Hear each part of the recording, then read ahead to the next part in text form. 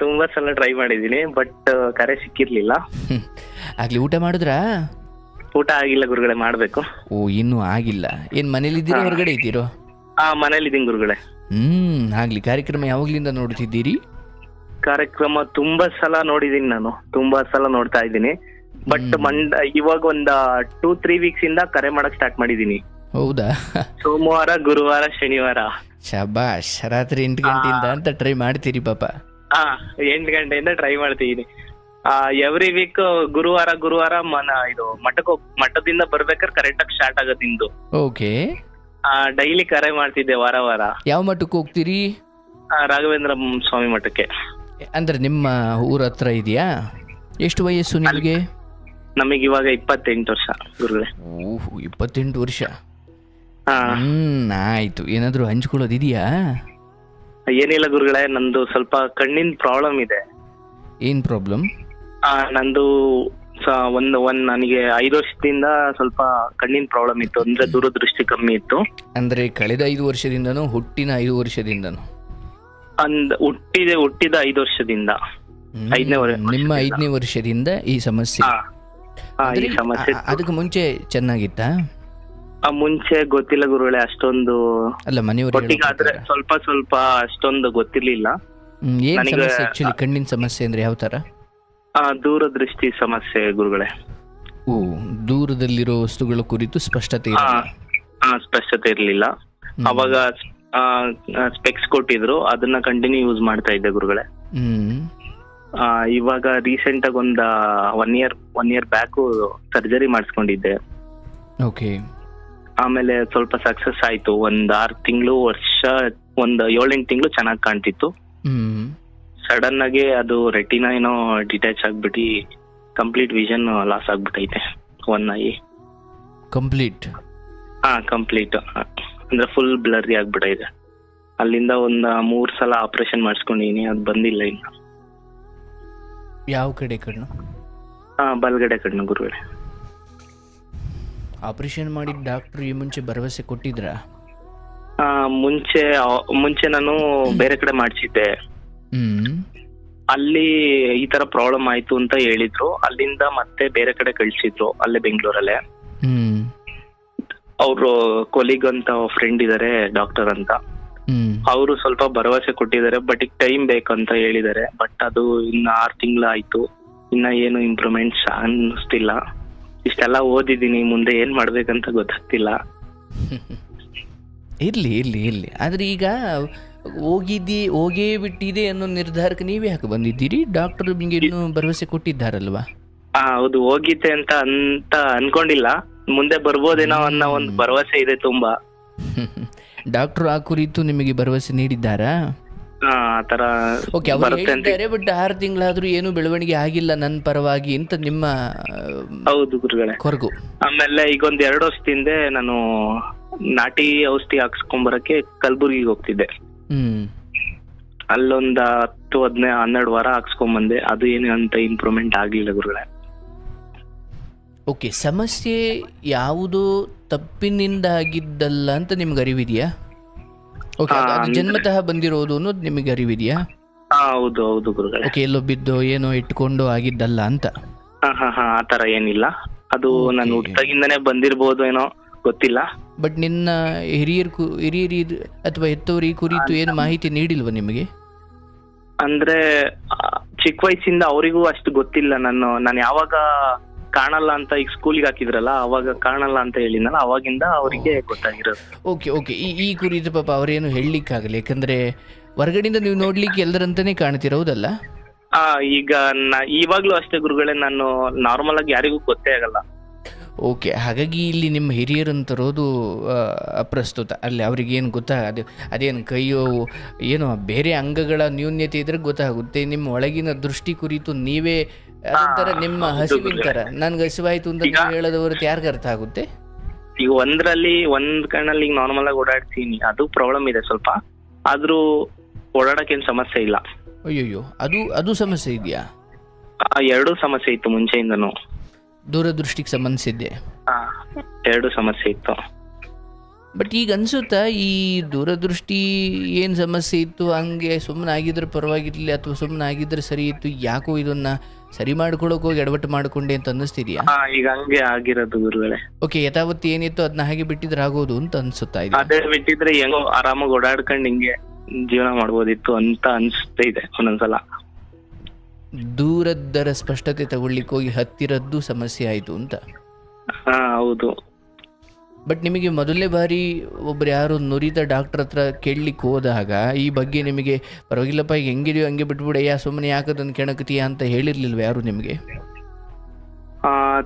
ಹೇಳಿದ್ರು ಗುರುಗಳೇ. ಅಂದ್ರೆ ಕೆಲವೊಂದ್ ಕಡೆ ನಾರಾಯಣದಲ್ಲಿ ತೋರಿಸಿದ್ದೆ, ಅವರು ಮಲ್ಟಿಪಲ್ ಇಂಜೆಕ್ಷನ್ಸ್ ಮಾಡ್ಬೇಕು ಅಂತ ಹೇಳಿದ್ರು.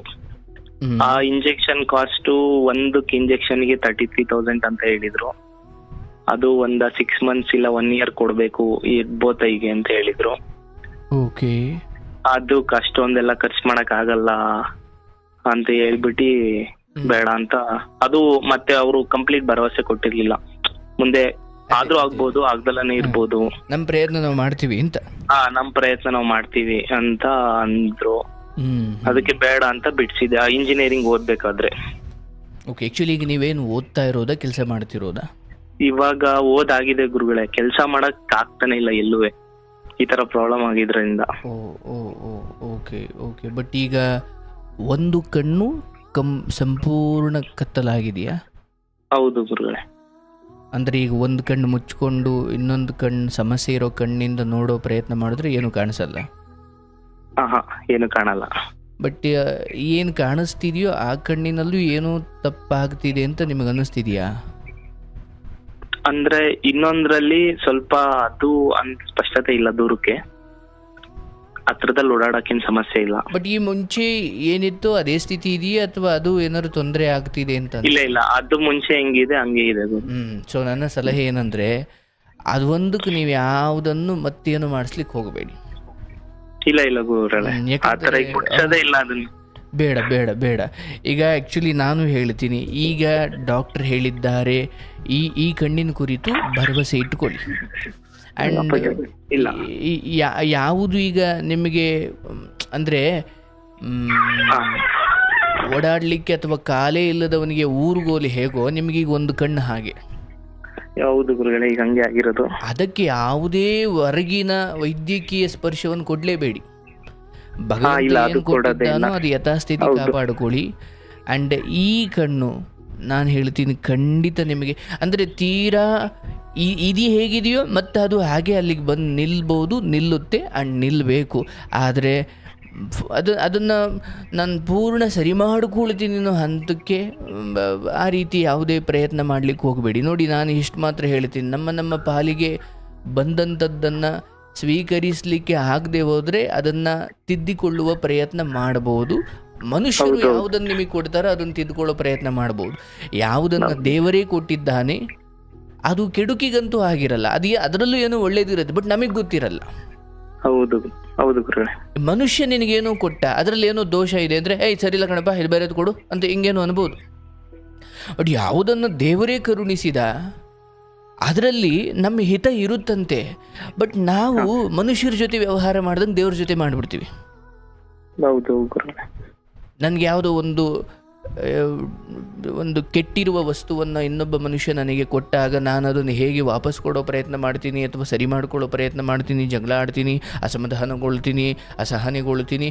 ಇದೆಲ್ಲವನ್ನು ನಿಮ್ಮ ಕಣ್ಣಿನೊಂದಿಗೆ ಬಹುಶಃ ಚೆನ್ನಾಗಿರಬೇಕು, ಎಲ್ಲ ರೀತಿಯಲ್ಲಿ ನಾನು ಎಲ್ಲರಂತೆ ನೋಡಬೇಕು, ಎಲ್ಲವನ್ನು ಆನಂದಿಸಬೇಕು ಅನ್ನೋದು ನಿಮ್ಮ ಆಸೆ ಇತ್ತಾದರೂ ಕೂಡ, ಬಟ್ ಇವತ್ತಿಗೆ ಸತ್ಯ ಅರ್ಥ ಆಗ್ತಿದೆ, ದೇವರು ಏನು ಕೊಟ್ಟಿದ್ದ ಅದನ್ನು ಯಥಾಸ್ಥಿತಿ ಉಳಿಸ್ಕೊಂಡು ಹೋಗಿದ್ರೆ ನನ್ನ ಬದುಕು ಚೆನ್ನಾಗಿರ್ತಿತ್ತು ಅಂತ. ಹೌದು ಗುರುಗಳೇ. ನೋಡಿ, ನಮಗನ್ಸೋದು ಇಂತಹ ಸಂಗತಿಗಳು ಬಂದಾಗ ನಿಮಗೆ ಆಗುವ ಅಥವಾ ನಿಮಗೆ ಈ ಸಮಯದಲ್ಲಿ ಅನ್ನಿಸ್ತಾ ಇರುವಂತಹ ನಾಳೆಯ ಭವಿಷ್ಯದ ಕುರಿತಾದ ಭಯ ಖಂಡಿತ ಬೇಡ.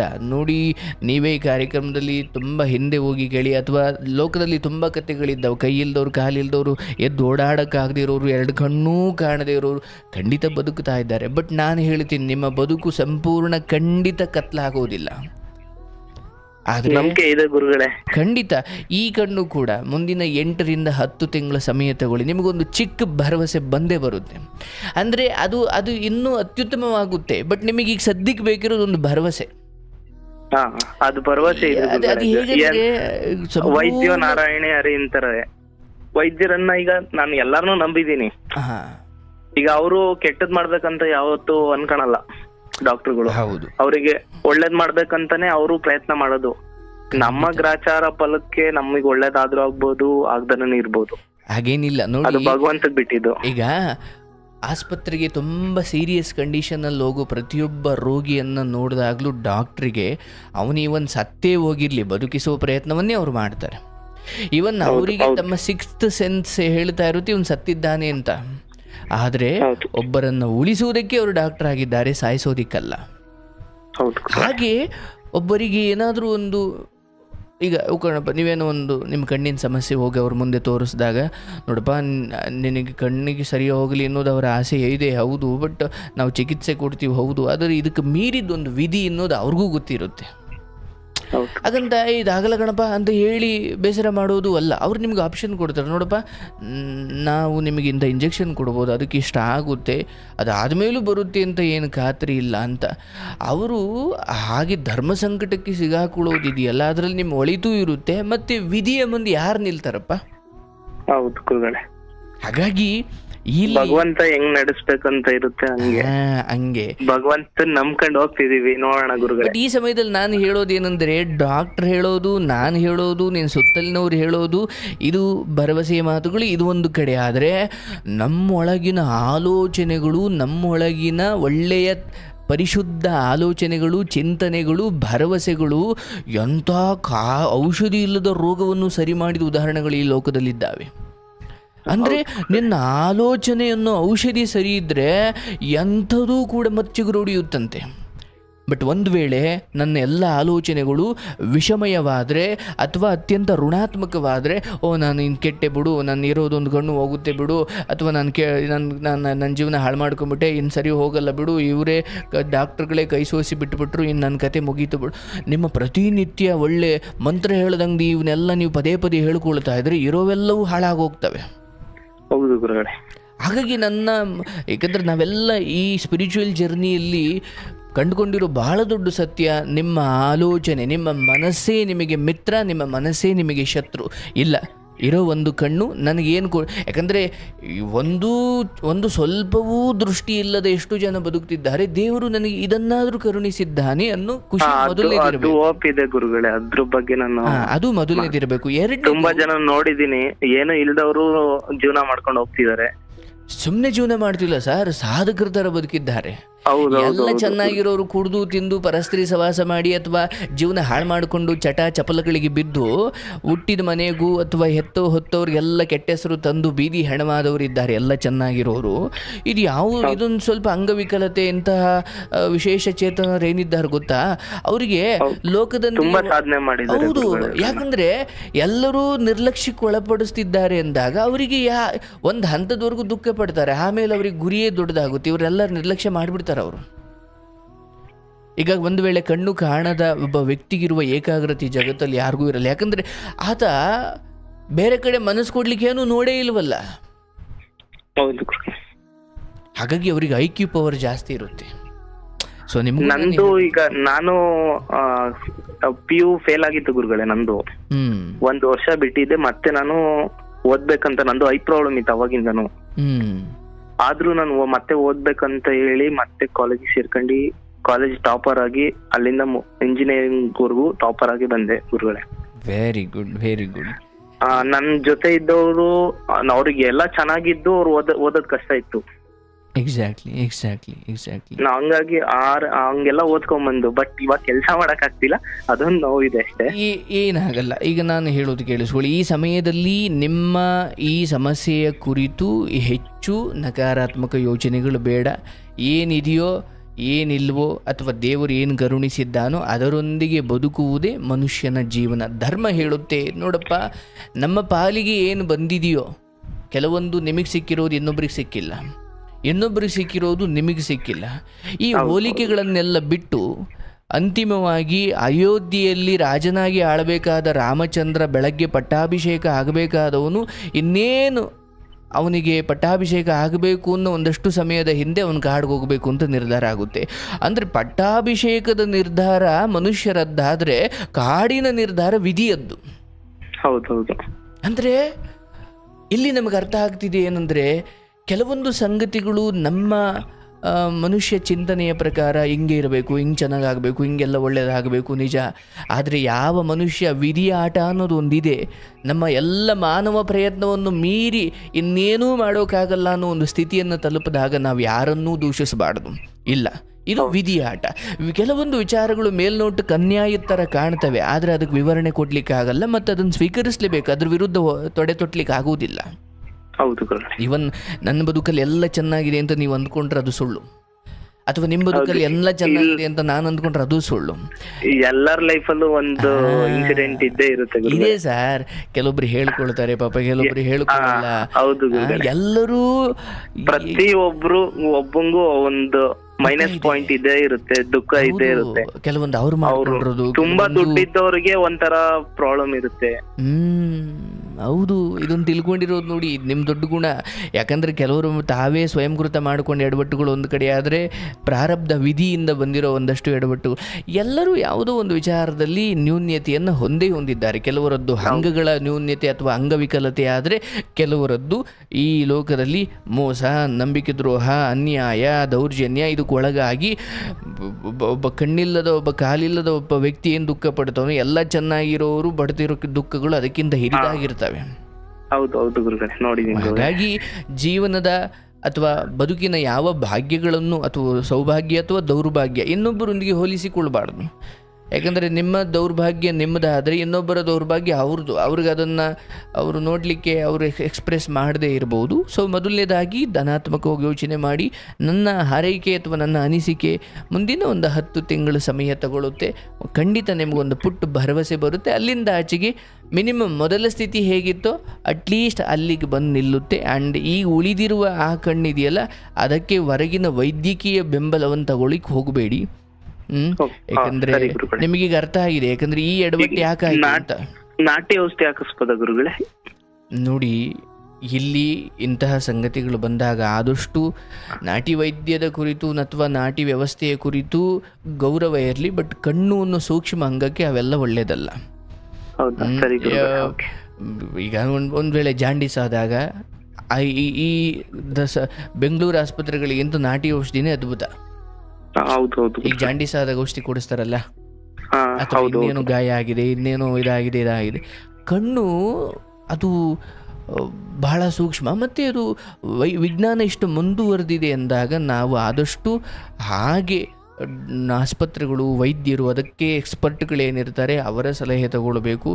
ಯಾಕಂದರೆ ಈಗ ಕಣ್ಣು ಕಾಣಿಸ್ತಿಲ್ಲ ಅನ್ನೋ ದುಃಖ ಏನಿದೆಯೋ, ಅಲ್ಲೇನಾದರೂ ನಾಟಿ ಔಷಧಿ ಹಾಕಿ ಅಥವಾ ಅಲ್ಲೇನೋ ಸಮಸ್ಯೆ ಆಗಿ ಅದು ಯಾತನೆ ಶುರುವಾದರೆ, ಕಾಣಿಸ್ತಿಲ್ಲ ಅನ್ನೋ ದುಃಖಕ್ಕಿಂತ ಆಮೇಲೆ ಅದು ಇನ್ನೇನೋ ಆಗೋಕ್ಕೆ ಶುರುವಾದಾಗ ಅದು ಬಹಳ ದೊಡ್ಡ ತಪ್ಪಾಗೋದು. ಇತ್ತೀಚೆಗೆ ಯಾವುದೋ ಒಂದು ಹೆಣ್ಮಗಳು ಕರೆ ಮಾಡಿದರು, ತನ್ನ ಮಗು ಕಣ್ಣೇನೋ ಸಣ್ಣ ಇದೆ ಅಂತ ಎಲ್ಲ ಆಡ್ಕೊಳ್ತಾರೆ ಅಂತ 3 ತಿಂಗಳು ಮಗುವಿಗೇನೋ ಎದೆ ಹಾಲು ಮತ್ತು ಹರಳೆಣ್ಣೆ 2 ಮಿಕ್ಸ್ ಮಾಡಿ ಹಾಕಿ ಕಡೆಗೆ ಕಣ್ಣೇ ಹೋಗಿದೆ. ನನ್ನ ಮಗುವಿನ ಕಣ್ಣು ಕಳೆದಿರೋ ಪಾಪಿ ನಾನು ಅಂತ ಅಳ್ತಾ ಫೋನ್ ಮಾಡಿದ್ರು. ಯೋಚನೆ ಮಾಡಿ, ಅದು ಎಷ್ಟು ಸೂಕ್ಷ್ಮ ಅಂಗ ಅಲ್ವೇ ಅದು. ಹೌದೌದು. ಹಾಗಾಗಿ ಇಲ್ಲ, ನಾನು ತುಂಬಾ ಸಲ ಹಾಸ್ಪಿಟ್ಲಿಗೆ ಹೋಗ್ತೀನಲ್ಲ ಗುರುಗಳೇ, ತುಂಬಾ ಜನ ಪ್ರಾಬ್ಲಮ್ಸ್ ಇರೋರು ಕ್ಯೂ ಅಲ್ಲಿ ಇರ್ತಾರೆ. ತುಂಬಾ ಪ್ರಾಬ್ಲಮ್ ಇದೆ ಇವಾಗಂತೂ. ಅದರಲ್ಲೂ ಈ ಮಕ್ಳಿಗಂತೂ ತುಂಬಾ ಪ್ರಾಬ್ಲಮ್ಸ್ ಬರ್ತಿದೆ ಗುರುಗಳೇ. ಹೌದು ಹೌದು, ತುಂಬಾ ಈಗ ಮೊಬೈಲ್ ಬಂದಿರೋದ್ರಿಂದ ತುಂಬಾ ಮಕ್ಳಿಗಳಿಗೆ ತುಂಬಾ ಪ್ರಾಬ್ಲಮ್ಸ್ ಆಗ್ಬಿಟ್ಟೈತೆ. ನಿಜ. ಅದಕ್ಕೂ ಸಣ್ಣ ಸಣ್ಣ ಮಕ್ಳಿಗೆಲ್ಲ ಮಕ್ಳನ್ನೇ ಕರ್ಕೊಂಡ್ ಬಂದಿರ್ತಾರೆ. ದೊಡ್ಡವರೇ ಚೆನ್ನಾಗಿರ್ತಾರೆ. ನಿಜ ನಿಜ ನಿಜ. 50 ವರ್ಷ 60 ವರ್ಷದವರೆಲ್ಲ ಚೆನ್ನಾಗಿರ್ತಾರೆ. ಈ ಸಣ್ಣ ಮಕ್ಳನ್ನ ಕರ್ಕೊಂಡ್ ಬಂದಿರ್ತಾರೆ. ಕ್ಲಾಸ್ ಅವೆಲ್ಲ ಕನ್ನಡಕ ಹಾಕೊಂಡು ಓಡಾಡ್ತಿರ್ತವೆ.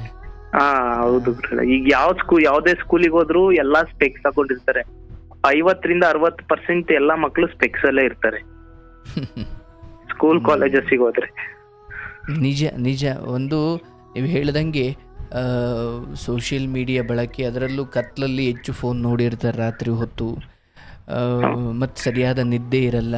ಯಾಕಂದರೆ ಒಮ್ಮೆ ನೀವು ಒಂದಕ್ಕೆ ಅಡಿಕ್ಟ್ ಆದರೆ ನಿದ್ದೆ ಬರಲಿಕ್ಕೆ ಬಿಡೋದೇ ಇಲ್ಲ ಅವು. ಹೌದು ಹೌದು ಗುರುಗಳೇ. ಅದು ಯಾವುದೇ ಆಗಿರ್ಬೋದು. ಬಟ್ ಇಲ್ಲಿ ಮನೆ ಅಪ್ಪ ಅಮ್ಮ ಮಕ್ಕಳ ಕುರಿತು ಈಗಲಿಂದಲೇ ಅವರಿಗೆ ಸ್ವಲ್ಪ ಪೆಟ್ಟು ಕೊಟ್ಟಾದರೂ ಸರಿ, ಕೆಲವೊಂದನ್ನು ಎಷ್ಟಿಡಬೇಕು ಅಷ್ಟೇ ಇಡಬೇಕು. ಮಕ್ಕಳನ್ನು ಚೆನ್ನಾಗಿ ನೋಡ್ಕೊಳ್ಳೋದು ಅಂದ್ರೆ ಅದರ ಅರ್ಥ ಅವ್ರು ಕೇಳಿದ್ನೆಲ್ಲ ಕೊಡೋದು ಅಂತ ಅಲ್ಲ. ಅವರಿಗೆ ಯಾವುದು ಒಳಿತು ಅದು ಅವ್ರಿಗೆ ಗೊತ್ತಿಲ್ಲ, ಬಟ್ ನಿಮಗೆ ಗೊತ್ತಿರುತ್ತೆ. ಹೌದು, ಇವಾಗ ಮಕ್ಳು ಆಟನೇ ಆಡಕ್ ಬಿಡಲ್ಲ ಗುರುಗಳೇ. ಇವಾಗೆಲ್ಲ ಮೊಬೈಲ್ ಕೊಟ್ಟು ಕೂರಿಸ್ಬಿಡ್ತಾರೆ, ನೋಡ್ಕೊಂಡ್ ಕುತ್ಕೊಂಡು. ತಮ್ಮ ಕಾಲ್ಗಳು ಭೂಮಿ ತಾಯಿಗೆ ಸ್ಪರ್ಶ ಆಗಿ ತುಂಬಾ ವರ್ಷಗಳೇ ಆಗ್ಬಿಟ್ಟಿರ್ತವ ಮಕ್ಳಿಗೆ. ಮಣ್ಣಲ್ಲಿ ಆಟಾಡೋದೇ ಇಲ್ಲ ಗುರುಗಳೇ ಇವಾಗಿನ ಮಕ್ಳು. ಭಾಗ್ಯ ನಾವೆಲ್ಲ ಅಥವಾ ಹಿರಿಯರು ತುಂಬಾ ಆಟಾಡಿದೀವಿ ಮಣ್ಣಲ್ಲಿ. ನಿಜ. ಅಂದರೆ ಭೂತಾಯಿಯೊಂದಿಗೆ ಸಂಪರ್ಕದಲ್ಲಿರುವ ಯಾರೊಬ್ಬರಿಗಾದರೂ ಆರೋಗ್ಯ ಅನ್ನೋದು ತಾಯಿ ಕರುಣಿಸುವಂಥ ಅಥವಾ ಭೂದೇವಿ ಕರುಣಿಸುವಂತಹ ಪರಮ ವರ ಅದು. ಆದರೆ ನಾನು ಒಬ್ಬರು ಗುರುಗಳ ಹತ್ರ ಮಾತಾಡ್ಬೇಕಾದ್ರೆ ಅವ್ರು ಹೇಳ್ತಿದ್ರು, ಅಪ್ಪ ಊಟ ಮಾಡ್ಬೇಕಾದ್ರೆ ಆದಷ್ಟು ನೆಲದ ಮೇಲೆ ಕೂತ್ಕೊಳ್ಳಯ್ಯ. ಯಾಕಂದ್ರೆ ಅವ್ರು ಹೇಳಿದ್ರು ಸಿಂಪಲ್ಲಾಗಿ, ನೋಡಪ್ಪ ಎಲ್ಲಿವರೆಗೂ ನೀನು ಊಟವನ್ನು ನೆಲದ ಮೇಲೆ ಮಾಡ್ತೀಯ ಅಲ್ಲಿಯವರೆಗೂ ಆ ನೆಲದ ಮೇಲೆ ಹರಿದಾಡುವ ಚಿಕ್ಕ ಪುಟ್ಟ ಇರುವೆಗಳು ನಿನ್ನ ಕಣ್ಣಿಗೆ ಬಿದ್ದು ಆ ಇರುವೆಗಳಿಗೆ ಒಂದು ಅಗಲು ಅನ್ನ ಹಾಕುವ ಕರುಣೆಯ ಬುದ್ಧಿ ನಿನಗೆ ಶುರುವಾಗುತ್ತೆ ಒಂದು. ಆ್ಯಂಡ್ ಎರಡನೇದು ಅಂದರೆ ನೀವು ನೆಲದ ಮೇಲೆ ಕೂತಾಗ ಅಲ್ಲಿ ನೀರು ಹಾಕ್ತೀರಾ ಅಥವಾ ಒಂದು ತಟ್ಟೆ ಇಟ್ಟಾಗ ಅದು ಊಟ ಮಾಡ್ಬೇಕಾದ್ರೆ ಏನೋ ಒಂದು ಇರುವೆ ಬಂತು ಅಥವಾ ಏನೋ ನಿಮ್ಮ ಸುತ್ತಮುತ್ತ ಕಾಣ್ತು, ಅದಕ್ಕೊಂದು 2 ಅಗಲನ್ನು ಹಾಕುವ ಬುದ್ಧಿ ನಿಮಗಿದೆ ಅಂದರೆ ದೇವರು ನಿಮ್ಮ ಜೊತೆ ಇದ್ದಾನೆ. ಆ್ಯಂಡ್ ಎರಡನೇದು, ಭೂಮಿ ಮೇಲೆ ಕೂತು ಊಟ ಮಾಡ್ತಿದ್ದೀರಾ ಅಥವಾ ನೆಲದ ಮೇಲೆ ಕೂತು ಊಟ ಮಾಡ್ತೀರಾ, ಇನ್ನೂ ಭೂಮಿ ಋಣ ಇದೆ, ಇನ್ನೊಂದು ಚೆನ್ನಾಗಿ ಒಂದು 4 ಕಾಲ ಬದುಕ್ತೀರಾ. ಗುರುಗಳೇ, ನಾವು ಸ್ಟಾರ್ಟಿಂಗ್ ಊಟ ಮಾಡ್ಬೇಕಾದ್ರೆ ಒಂದು ತುತ್ತು ಫಸ್ಟ್ ಇಡ್ಲೇಬೇಕಲ್ಲ ಕೆಳಗಡೆ. ಹೌದು ಹೌದು ಹೌದು, ಅದಕ್ಕೆ ಬಹಳ ಹಿನ್ನೆಲೆ ಇದೆ. ನೀವು ಊಟದ ಸುತ್ತ ಈಗ ನಾವು ಮುದ್ದೆ ಊಟ ಮಾಡ್ತಾ ಇದೀವಿ ಅಂದ್ರೆ ಫಸ್ಟಿನ ಗುಕ್ಕು ಅದು ಸೈಡಿಗೆ ಇಟ್ಟೆ ನಾವು ಪರಮಾತ್ಮಂಗೆ ಅಂತ ಅದನ್ನ ಊಟ ಮಾಡೋದು. ಹೌದು, ಎಲ್ಲೇ ಊಟ ಮಾಡ್ಲಿ ಮೊದಲು ಅದಕ್ಕೆ ಒಂದು ಅದ್ಭುತವಾದ ಕಾರಣ ಇದೆ. ಈಗ ನೀವು ಒಂದು ತಟ್ಟೆಲಿ ಊಟ ಮಾಡ್ತಿರೋ, ಬಾಳೆ ಎಲೆಯಲ್ಲಿ ಊಟ ಮಾಡ್ತಿರೋ, ಅದಕ್ಕೆ ಒಂದು ಬಹಳ ಮುಖ್ಯವಾದ ಒಂದು ಕಾರಣ ಹಿಂದೆ ಏನು ಕೊಟ್ಟಿದ್ರು ಅಂದರೆ, ನೋಡಿ, ಹೊರಗಡೆ ಊಟಕ್ಕೆ ಹೋದಾಗ ಹೊರಗಡೆ ಯಾರೋ ನಿಮಗೆ ತಿನ್ಲಿಕ್ಕೆ ಏನಾದರೂ ಕೊಟ್ಟಾಗ ಗೊತ್ತಿಲ್ಲ ಅವ್ರು ನಿಮಗೆ ಒಳ್ಳೇದು ಮಾಡ್ತಿದ್ದಾರೋ ಕೆಟ್ಟದ್ದು ಮಾಡ್ತಿದ್ದಾರೋ. ಯಾರೋ ಒಬ್ಬ ರಾಜ ಹಿಂಗೆ ಒಂದು ಅಜ್ಜಿ ಮನೆಗೆ ಹೋಗಿ ಕೇಳಿದಾಗ ಅಜ್ಜಿ ಬಹಳ ವಿಷಕನ್ಯೆ, ಅವಳು ಕೊಟ್ಲಂತೆ. ಅದನ್ನು ಏನೋ ಸುಭಾಷಿತ ಹಿರಿಯರು ಹೇಳಿದರು, ಮೊದಲನೇ ತುತ್ತು ಕಾಗೆಗೋ ಏನಕ್ಕೋ ಹಾಕೋಣಂತ ಹಾಕು, ನನ್ನ ಕಾಗೆ ಸತ್ತೇ ಹೋಗ್ಬಿಡ್ತಂತೆ. ಕೆಲವೊಮ್ಮೆ ಏನಾಗುತ್ತೆ, ನಿಮಗೆ ಕೊಟ್ಟು ಎಲ್ಲ ಊಟಗಳು ನಿಮ್ಮ ಹಿತಕ್ಕೆ ಕೊಟ್ಟಿರ್ತಾರೆ ಅಂತ ಏನಿರಲ್ಲ ಅಂತ. ಅದರಲ್ಲೂ ಪರಸ್ಥಳಗಳಿಗೆ ಹೋದಾಗ ಈಗ ನೋಡಿ, ಚೊಂಬಲ್ ನೀರು ಕೊಟ್ಟರು ಮೊದಲು ಒಂಚೂರು ಭೂಮಿಗೆ ಒಯ್ದುಬಿಟ್ಟು ಒಯ್ದುಬಿಟ್ಟು ಆಮೇಲೆ ಕುಡಿತಾರೆ ಮೊದಲು ಹಿರಿಯರು. ಹೊಲದಲ್ಲಿ ಕೆಲಸ ಮಾಡ್ತಿರ್ಬೇಕಾದ್ರೆ ಫಸ್ಟ್ ಹಂಗೆ ಮಾಡೋದು. ಮತ್ತೆ ತಟ್ಟೆಯಲ್ಲಿ ಅಥವಾ ನೀವೇ ಎಲ್ಲೋ ಹೊಲದಲ್ಲೋ ಮನೆಯಲ್ಲೋ ಎಲ್ಲೋ ಊಟ ಮಾಡ್ತೀರಾ ಅಂದಾಗ ಸುತ್ತ ನೀರು ಹಾಕ್ತಾರೆ ಅಂದ್ರೆ ಹುಳಗಳು. ತೋಟದಲ್ಲೆಲ್ಲ ಊಟ ಮಾಡ್ಬೇಕಾದ್ರೆ ಫಸ್ಟ್ ನಾವು ಈ ಸುತ್ತ ನೀರು ಹಾಕೋದು. ಹುಳುಗಳು ಅಥವಾ ಇರುವೆಗಳು ಏನೋ ನಡ್ಕೊಂಡು ಬಂದಾಗ ಅದು ನಿಮ್ಮ ಹಗಲೊಳಗಡೆ ಬರಬಾರ್ದು. ಯಾಕಂದ್ರೆ ನೀರು ಒಂದು ಕೋಟೆ ತರ ಸುತ್ತ ಇರುತ್ತೆ ಅವಕ್ಕೆ. ಮತ್ತೆ ಆ ಕೋಟೆಯಿಂದ ಆಚೆಗೆ ನೀವು ಒಂದಷ್ಟು ಅಗಲ ಹಾಕ್ಬೇಕು. ಯಾಕಂದ್ರೆ ಬಂದಿರುವೆಗಳು ಅಲ್ಲೇ ತಿನ್ಕೊಂಡು ಅಲ್ಲೇ ಹೋಗ್ಲಿ, ತಟ್ಟೆ ಒಳಗೆ ಬರಬಾರ್ದು ಅಂತ. ಒಂದು, ನೀವು ಅತ್ಯಂತ ಶುದ್ಧವಾಗಿ ಒಳ್ಳೆ ರೀತಿಯಲ್ಲಿ ಶುದ್ಧ ಊಟವನ್ನು ಮಾಡ್ದಂಗೂ ಆಗಬೇಕು. ಮತ್ತು ಸುತ್ತ ನೀರು ಹಾಕುವುದು, ಅದನ್ನು ದಾಟಿ, ಅದನ್ನು ಲಕ್ಷ್ಮಣ ರೇಖೆ ಥರ ಅದನ್ನು ದಾಟಿ ಹುಳ ಹಪ್ಪಟೆಗಳು ಅಥವಾ ಸಣ್ಣ ಸಣ್ಣ ಕ್ರಿಮಿಕೀಟಗಳು ನಿಮ್ಮ ತಟ್ಟೆ ಒಳಗಡೆ ಬರದೇ ಇರಲಿ. ಮತ್ತು ಅವುಗಳಿಗೆ ಬೇಕಾಗಿರೋ ಊಟವನ್ನು ಹೊರಗಡೆನೇ ನೀವು ಹಾಕಬೇಕು.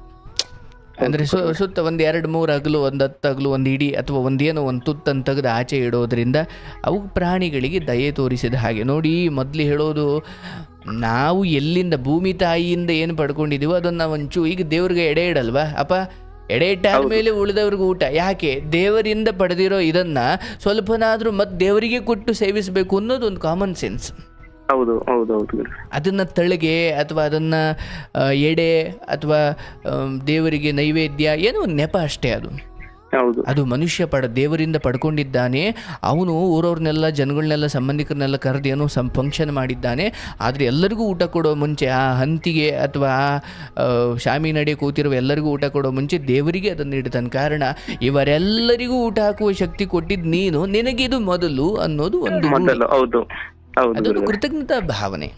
ಹೌದು ಗುರುಗಳೇ. ಸೊ ಈ ಆ, ಮಕ್ಕಳಿಗೆ ಕಣ್ಣಿನ ದೋಷ ಅಥವಾ ಮಕ್ಕಳಿಗೆ ನಿಶಕ್ತಿ ದೋಷ, ಅವ್ರಿಗೆ ಈಗ ಹೊರಗಡೆ ಊಟ ಅವ್ರಿಗೆ ಸರಿಯಾದ ಒಳ್ಳೆ ಫುಡ್ ತಿನ್ನೋದು ಅಥವಾ ಒಳ್ಳೆ ಫುಡ್ ಸಿಗ್ತಿಲ್ಲ ಮನೆ ಊಟ ಇವಾಗ. ಮಾಡೋದು, ಮುದ್ದೆ ಊಟ ಮಾಡೋದು ಅಥವಾ ಏನೋ ಮನೆ ಊಟ ಮಾಡೋದು ಎಲ್ಲವೂ ಒಂದು ಸ್ವಲ್ಪ ಕೆಡ್ತಾ ಬರ್ತಿದೆ. ಎಲ್ಲ ತುದಿಗೆ ಹೋದಾಗ ಅದು ಬಹಳ ದೊಡ್ಡ ಸಮಸ್ಯೆ ಆಗುತ್ತೆ. ನಮ್ಮನೆ ಟೆಕ್ನಾಲಜಿ ಜಾಸ್ತಿ ಬೆಳ್ದಂಗೆ ಟೆಕ್ನಾಲಜಿ ಜಾಸ್ತಿ ಬೆಳ್ದಂಗೆ ತುಂಬಾ ಪ್ರಾಬ್ಲಮ್ಸ್. ಟೆಕ್ನಾಲಜಿ ಬಂದಾಗ ಏನೇ ಆಗಲಿ ಸರ್, ಅಪ್ಪ ಅಮ್ಮನ ಪಾದದಲ್ಲೇ ಇರಬೇಕು, ಒಟ್ಟಿಗೆ ಅನ್ನನೇ ತಿನ್ನಬೇಕು. ಅಂತಿಮವಾಗಿ ಏನೋ ಎಲ್ಲ ಕೆಟ್ಟ ಕೆರ ಹಿಡಿದು ಹೋದಾಗ ತಾಯಿ ಮಡ್ಲೆ, ಹೆಂಡತಿ ಮಡ್ಲೆ, ಅಪ್ಪನ ಭೂಮಿ ಮಡ್ಲೆ, ತಾಯಿನೇ ಇವರೇ ಬೇಕು. ನೀವು ಟೆಕ್ನಾಲಜಿ ಇನ್ನು ಏಣಿ ಹತ್ತಿ ಅದು ಎಷ್ಟೇ ಎತ್ತರಕ್ಕೆ ಹೋಗಿ ಇಳಿಸ್ಕೊಳ್ಳೋಕೆ ನಿಮ್ಮವರೇ ಬರಬೇಕು. ಕೆಳಗಡೆ ಬಿದ್ದಾದ್ಮೇಲೆ ಒಂದು ಲೋಟ ನೀರು ಕೊಟ್ಟು ಮಾತ್ರೆ ಕೊಟ್ಟು ಆಸ್ಪತ್ರೆಗೆ ಕರ್ಕೊಂಡು ಹೋಗೋರು ನಿಮ್ಮವರೇ ಅಲ್ವೇ? ಹೌದು ಗುರುಗಳೇ. ಹಾಗಾಗಿ ನಮ್ಮ ದುಡಿಮೆಗೆ, ಬಿಸ್ನೆಸ್ಗೆ ಕೆಲವೊಂದು ಸ್ಕಿಲ್ ಕಲಿಯೋಕೆ ಎಷ್ಟು ಬೇಕೋ ಅಷ್ಟು ಇಟ್ಕೊಂಡು ಸೋಷಿಯಲ್ ಮೀಡಿಯಾ ಅಥವಾ ಇವುಗಳನ್ನು ದೂರ ಇಡಬೇಕೇ ಹೊರತು ಅವುಗಳನ್ನು ಕೈಲಿ ಹಿಡ್ಕೊಂಡ್ಬಿಟ್ರೆ ಏನು ಮನೇಲಿ ನಾಯಿ ಬಂದು ಹಾಲನ್ನ ಏನು ಹಿಟ್ಟಿನ ಮಡಿಕೆಲಿರೋ ಹಿಟ್ಟು ತಿಂದ್ಕೊಂಡು ಹೋದ್ರೂ ಗೊತ್ತಾಗಿರಲ್ಲ ಅವಳಿಗೆ, ಇವಾಗಿನ ಬಂದು ದೋಚ್ಕೊಂಡು ಹೋದ್ರೂ ಗೊತ್ತಾಗಿರಲ್ಲ. ಹೌದು ಗುರುಗಳೇ, ಅಷ್ಟು ಅಡಿಕ್ಟ್ ಆಗ್ಬಿಟ್ಟಿರ್ತಾರೆ ಮೊಬೈಲಿಗೆ. ಹೌದು, ಅದಕ್ಕೆ ತಪ್ಪಲ್ಲ. ಬಟ್ ನಾವು ಒಂದು ನೋಡ್ತಾ ಇದ್ದೀವಿ ಅಂದರೆ ಅದರಿಂದ ನಮಗೊಂದು ಏನೋ ನೆಮ್ಮದಿ ಸಿಗಬೇಕು, ಜ್ಞಾನ ಸಿಗಬೇಕು, ತಿಳುವಳಿಕೆ ಸಿಗಬೇಕು, ಅಥವಾ ನಮ್ಮ ಬಿಸ್ನೆಸ್ ಅಥವಾ ನಮ್ಮ ಸ್ಟಡಿಗೆ ಸಂಬಂಧಪಟ್ಟಂಗೆ ಏನೋ ಸ್ಕಿಲ್ ಸಿಗಬೇಕು. ಇದು ಏನೂ ಇಲ್ಲ ಅಂದರೆ ಮನೋರಂಜನೆ ಹೆಸರಲ್ಲಿ ನಮ್ಮನ್ನು ನಾವು ಹೊಲಸು ಮಾಡಿಕೊಳ್ತೀವಿ. ಹೌದು. ಯಾರಿಗೆ ಇದ್ರ ಬಗ್ಗೆ ಹಿಡಿತಾ ಇರುತ್ತೆ, ತಮ್ಮ ಮನಸ್ಸು ಹಿಡಿತಕ್ಕೆ ಬರಬೇಕಂದ್ರೆ ನೀವು ಮೊದಲು ಏನು ನೋಡ್ತಿದ್ದೀರಾ, ಕೇಳ್ತಿದ್ದೀರಾ ಅನ್ನೋದನ್ನ ಫಿಲ್ಟರ್ ಮಾಡಬೇಕು. ಹೌದು. ಕೇಳಬಾರ್ದು ಕೇಳಿ, ನೋಡಬಾರ್ದು ನೋಡಿ, ಮುಟ್ಟಬಾರ್ದು ಮುಟ್ಟಿ, ಮಾಡಬಾರ್ದು ಮಾಡಿದ್ರೆ ಅಂತಿಮವಾಗಿ ನನ್ನ ಮನಸ್ಸು ನೆಮ್ಮದಿಯಾಗಿರು ಅಂದರೆ ಹೆಂಗಿರ್ತದೆ? ಇರಲ್ಲ.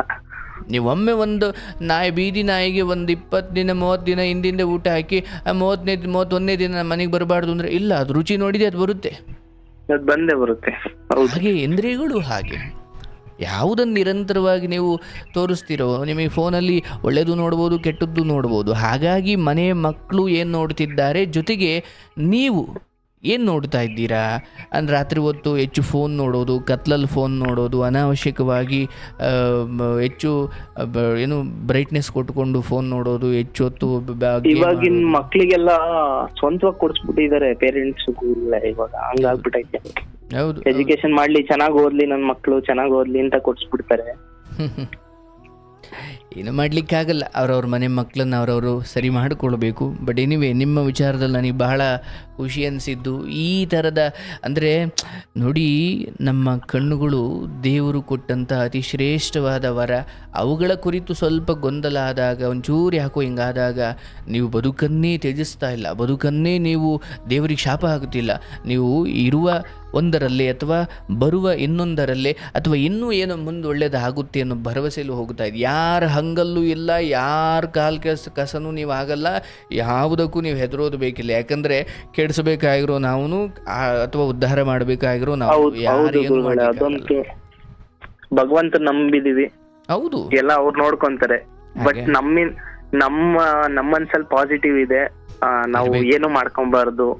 ಮುಂದೆ ಆಗುತ್ತೆ, ಒಳ್ಳೇದಾಗುತ್ತೆ, ಖಂಡಿತ ಒಳ್ಳೇದಾಗುತ್ತೆ ಅನ್ನೋ ಒಂದು ಭಾವನೆಯಲ್ಲಿ ಇದೀವಿ. ಖಂಡಿತ ಆಗುತ್ತೆ. ನೀವೇ ಕರೆ ಮಾಡಿ ಹೇಳ್ತೀರಾ. ಸ್ವಲ್ಪ ತಾಳ್ಮೆ, ಇನ್ನೊಂಚೂರು ಹೆಚ್ಚು ತಾಳ್ಮೆ ಇರಲಿ. ಅಂಡ್ ಇಲ್ಲ ಗುರುಗಳೇ, ತುಂಬಾ ತಾಳ್ಮೆಯಿಂದ ಇದೀನಿ. ನಾನು ಪ್ಲೀಸ್ ಡಾಕ್ಟ್ರು ಹೇಳ್ತಾರೆ ತುಂಬಾ ತಾಳ್ಮೆಯಿಂದ ಇರ್ತೀರಾ ನೀವು, ಸಡನ್ ಹುಷಾರಾಗ್ಬೇಕಷ್ಟೇ, ಇನ್ನ 6 ತಿಂಗಳಾಗ್ಲಿ. ಖಂಡಿತ ನೀವೇ ಅವತ್ತು ಕರೆ ಮಾಡಿ ಹೇಳ್ತೀರಾ. ಅಂಥ ಸಮಯ ಬಂದೇ ಬರುತ್ತೆ. ಅದಕ್ಕೆ ನಾನು ಹೆಚ್ಚು ಪ್ರಾರ್ಥನೆ ಮಾಡ್ತೀನಿ.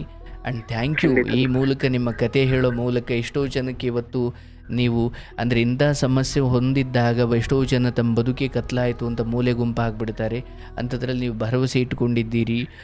ಕಣ್ಣು ಕತ್ತಲಾದರೂ ಅಥವಾ ಹೊರಗಿನ ಕಣ್ಣು ಕತ್ತಲಾದರೂ ಒಳಗಡೆ ನಿಮ್ಮ ಆ ಜ್ಯೋತಿ, ಒಳಗಿನ ಬೆಳಕು ಎಲ್ಲಿವರೆಗೂ ಭರವಸೆಯಿಂದ ನಿಮ್ಮ ಅಂತರಂಗ ತುಂಬಿರುತ್ತೋ ಅದು ಒಳಗಿನ ಬೆಳಕು. ಅದು ಆರಿ ಹೋದ್ರೆ ಹೊರಗಡೆ ಕಣ್ಣಿಟ್ಕೊಂಡು ಏನು ಮಾಡೋಕ್ಕಾಗಲ್ಲ. ಹೌದು. ಬಟ್ ಏನಂದ್ರೆ ಈಗ ಅಪ್ಪ ಅಮ್ಮ ಸ್ವಲ್ಪ ಜಾಸ್ತಿ ಯೋಚನೆ ಮಾಡಕ್ಕೆ ಸ್ಟಾರ್ಟ್ ಆಗ್ಬಿಟ್ಟೈತೆ ಇದರಿಂದ.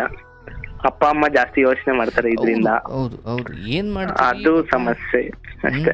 ಈ ಸಮಯದಲ್ಲಿ ನಿಮ್ಮ ಕಣ್ಣಿನ ಸಮಸ್ಯೆಗಿಂತ ಈ ಸಮಸ್ಯೆಯನ್ನು ನಿಮ್ಮವರು, ನಿಮ್ಮ ಪ್ರೀತಿಪಾತ್ರರು ಪಾಪ ನಿಮ್ಮ ಕುರಿತು ಮರುಗುತ್ತಾರಲ್ಲ, ಅದು ಅದೇ ಹಾಗೆ ಈಗ ಅಂದ್ರೆ ಅಪ್ಪ ಅಮ್ಮ ತುಂಬಾ ಚೆನ್ನಾಗಿ ನೋಡ್ಕೊಂತಾರೆ ಗುರುಗಳೇ, ಅದ್ರಲ್ಲಿ ತಂದೆ ತಾಯಿ ನಿಮ್ಮನ್ನ ಚೆನ್ನಾಗಿ ನೋಡ್ಕೊಳ್ತಾರೆ, ಹೌದು. ಆದ್ರೆ ನಿಮ್ಗೇನೋ ಕಣ್ಣಿಂಗ್ ಆಗಿರೋದು ಅವ್ರಿಗೆ ಕಣ್ಣು ಹೋದಂಗೆ ಆಗ್ಬಿಟ್ಟಿರುತ್ತೆ ಅವ್ರಿಗೆ. ಹೌದು ಗುರುಗಳೇ, ಅದಕ್ಕೆ ನಿಮ್ಮ ಕಣ್ಣು ನಿಮಗೆ ಸಮಸ್ಯೆ ಆಗಿದ್ದು ನಿಮಗೆ ಸಮಸ್ಯೆ ಆಗಲ್ಲ. ನಾನು ಅದನ್ನೇ ಹೇಳ್ತೀನಿ. ರಾಮಾಯಣ ಮತ್ತೆ ಯಾಕೆ ಉದಾಹರಣೆ ಕೊಡ್ತೀನಿ ಅಂದರೆ, ಕಾಡಿಗೆ ಹೋಗ್ಲಿಕ್ಕೆ ರಾಮನಿಗೆ ಸಮಸ್ಯೆ ಆಗಲಿಲ್ವಂತೆ. ಆದರೆ ಪಟ್ಟಾಭಿಷೇಕ ಬಿಟ್ಟು ನಾನು ಹೋಗ್ತಾ ಇದ್ದೀನಿ ಅಮ್ಮ ಅಂತ ಕೌಸಲ್ಯಗೆ ಒಪ್ಸೋದು, ಸೀತೆಗೆ ಒಪ್ಸೋದು, ಲಕ್ಷ್ಮಣನಿಗೆ ಒಪ್ಸೋದು, ತಂದೆ ದಶರಥನಿಗೆ ಒಪ್ಸೋದು, ಅಂದರೆ ವನವಾಸ ಕಷ್ಟ ಆಗಲಿಲ್ಲ ಆತನಿಗೆ. ನನ್ನ ವನವಾಸ ಇವರೆಲ್ಲ ಸಾಯ್ತಿ ನಿಂತಿದ್ದಾರಲ್ಲಪ್ಪ, ರಾಮನ ಬಿಟ್ಟು ನಾನು ಇರಲ್ಲ, ರಾಮನಿಗಿಂತ ಅನ್ಯಾಯ ಯಾಕಾಯಿತು, ಈ ನನ್ನ ಬದುಕಲ್ಲಿ ಆಗಿರೋ ದುಃಖವನ್ನು ನನ್ನವ್ರು ನೋಡಿ ಕೊರಗ್ತಾರಲ್ಲ, ಅದಕ್ಕಿಂತ ದೊಡ್ಡ ದುಃಖ ಇಲ್ಲ. ನಿಮ್ಮ ತಂದೆ ತಾಯಿ ಪಾಪ ಈ ಕುರಿತು ಅಯ್ಯೋ ನನ್ನ ಮಗ ಹಿಂಗಾಯ್ತಲ್ಲೋ, ಹಂಗೆ ಹಿಂಗೆ, ಪಾಪ ಅವ್ರಿಗೆ ನಾಳೆ ಏನೋ ಒಳ್ಳೇದಾಗುತ್ತೆ ಅಂತ ನಿಮ್ಮಷ್ಟು ಭರವಸೆ ಇಲ್ಲದೆ ಇರ್ಬೋದು ಪಾಪ. ಯಾಕಂದರೆ ಅವರು ಈ ಕ್ಷಣಕ್ಕೆ ಏನು ನಡೀತಿದೆಯೋ ಅದನ್ನೇ ಶಾಶ್ವತ ಅಂದ್ಕೊಂಡ್ಬಿಡ್ತಾರೆ.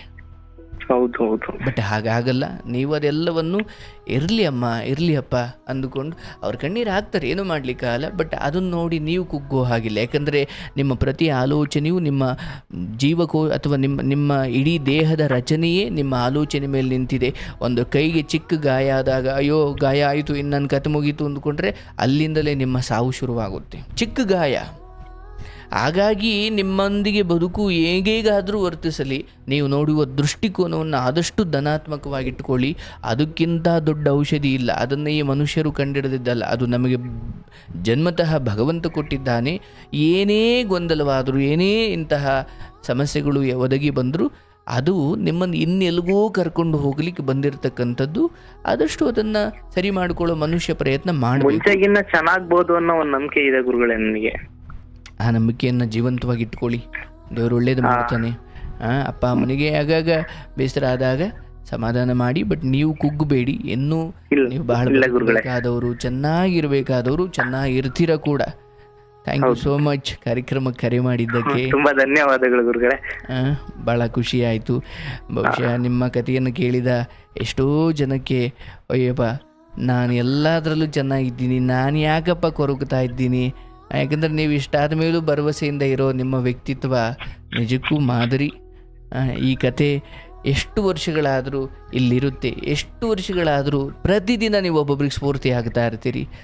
ಬದುಕಲ್ಲಿ ಇಷ್ಟು ಸಾಕು. ಅಡ್ರೆಸ್ ಒಂದು ಹಾಕ್ಬಿಡಿ, ನಾರ್ಮಲ್ ಇದಾಕಿ ಗುರುಗಳೇ ವಿಡಿಯೋನ. ಇಟ್ಸ್ ಆಗಲಿ, ಒಳ್ಳೇದಾಗಲಿ, ಶುಭ ಆಗಲಿ. ಖಂಡಿತ ಗುರುಗಳೇ, ಮತ್ತೆ ಕರೆ ಮಾಡ್ತೀನಿ ಯಾವತ್ತರ ಒಂದಿನ. ಖಂಡಿತ ಮಾಡಿ. ಎಲ್ಲ ಒಳ್ಳೇದಾಗುತ್ತೆ, ಧೈರ್ಯವಾಗಿರಿ.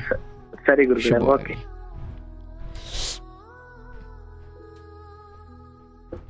ಗೋವಿಂದ, ನೋಡಿದ್ರಲ್ಲ, ಬದುಕು ಒಬ್ಬೊಬ್ಬರಿಗೊಂದೊಂದು ರೀತಿ.